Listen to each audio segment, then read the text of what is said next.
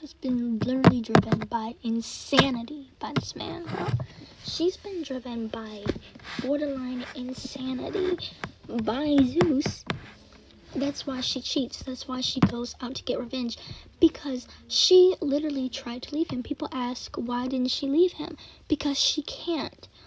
And she made attempts to get revenge. And actually, she made an attempt to leave him. But all of these attempts either half succeeded and got, well, ambushed and failed.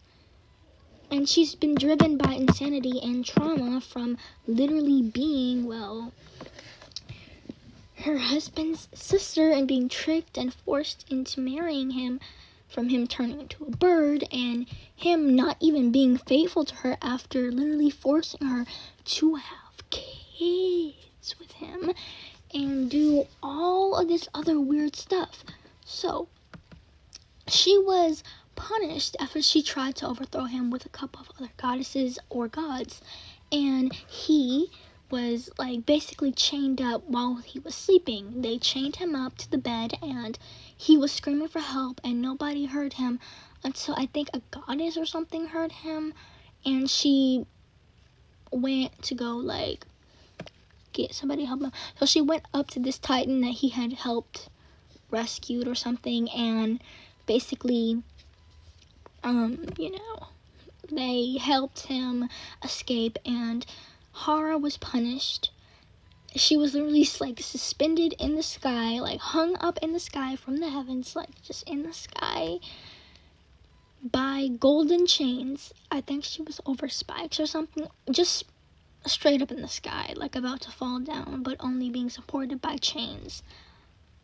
And she was released only after she promised never, ever to do something like that again or ever try to defy him in any way.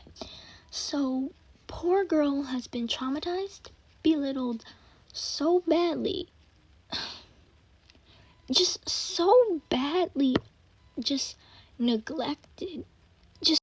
I forgot to say I did make a report on her childhood trauma and some signs that she might have been psychologically affected by this. And this is just a theory, but I wanted to kind of show you this. So here's just like a short, I guess, kind of makeshift graph note about like all of her trauma. And I did list a lot of different things on here. Because she was followed by her dad and a couple of other things, just left for dust. Like, I don't know what to say. I feel like the only people who really cared for her were her sons, which were primarily Ares and Hephaestus. Those were the only two beings that even probably partially cared for her.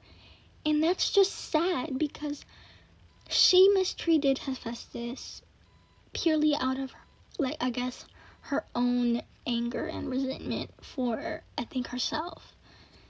And honestly, that just proves to me that people don't realize that she has been traumatized to the point of no return.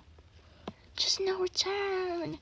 And I don't mean to add, like, a huge emphasis, but I'm just trying to add, like, a huge emphasis, not on the fact that, she was, I guess, traumatized, because, yes, that is part of why she does things that she does, but one major thing that we have to add is she was literally groomed into marrying him and into this life with him. She didn't have, like, a choice in any of these matters, and that's, like, something I want to put a huge emphasis on and just, like, spread awareness about, because there's no other words to say. She's just deeply broken, and that's the sad truth about her character.